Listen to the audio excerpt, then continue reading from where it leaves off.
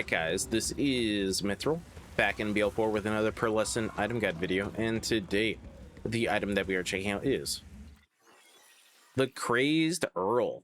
So, if you guys want to know how to get this weapon, first thing you're going to need is DLC number 1, Mad Ellie in the Vault of the Damned, and then you need to come here to the Whispering Glacier, which is just the area, and then you need to be far enough along in the story to fight Crazed Earl, because Crazed Earl is a story boss. Now, I will cut and come back to once Earl is almost dead. That way I don't spoil more than I have to. Okay, and Crazed Earl is dead.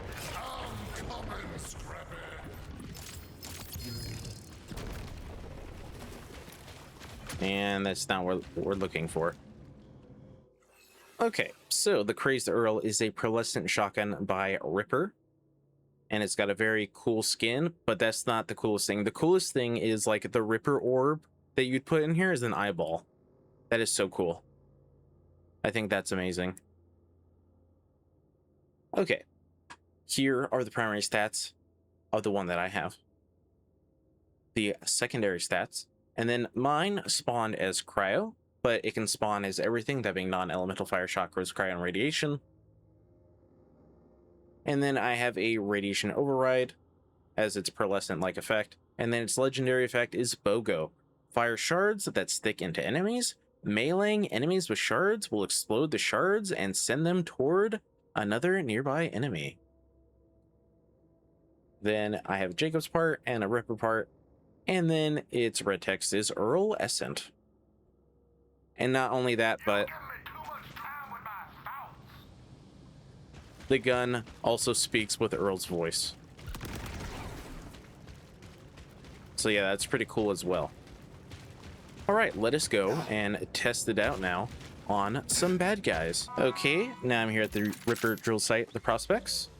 Now I am on a melee Vex build. I wasn't sure if I should do a gun build with it or a melee build, because you're supposed to melee with it. So, I mean, we'll see how it does on this melee build.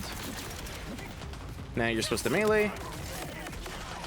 Oh, hold on. I still have the freaking Elpis star on from that one video. I mean, he seems to be doing pretty good.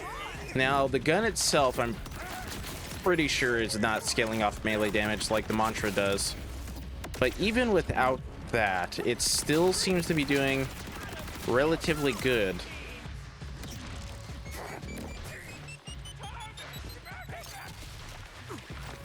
Maybe let me do this and then... I mean, they kind of die in one hit, so I don't know if the... Okay, there we go. The shards are supposed to explode and go to somebody else.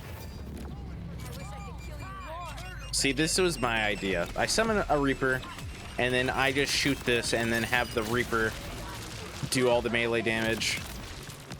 But why isn't the shard exploding and then going to other enemies? Are they not close enough?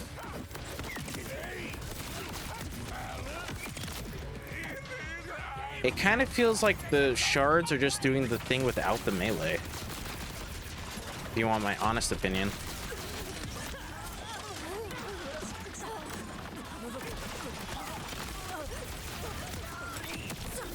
Oh, and he's dead.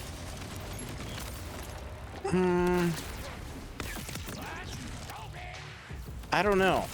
I mean, it's doing good enough damage just like on this melee build. But was that because of my melee damage? Or was it because of the actual gun?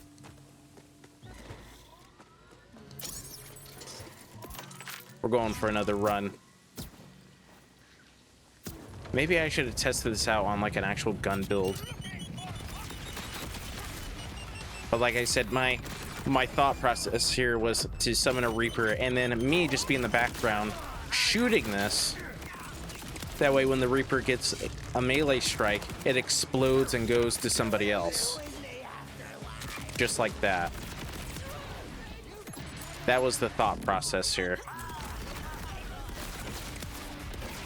But I mean, it's doing just a lot of damage by itself. Sure, I have the Watts for Dinner on, but still.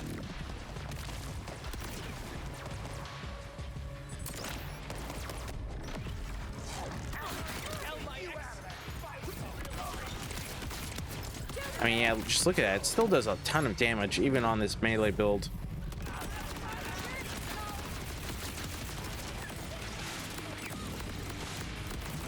Makes me wonder how it would do on, like, just a gun build.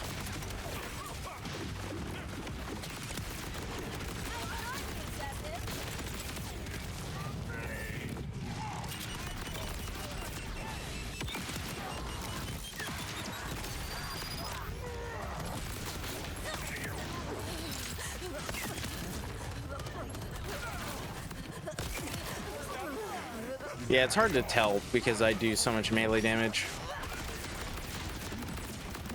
I mean, it's a cool effect, though.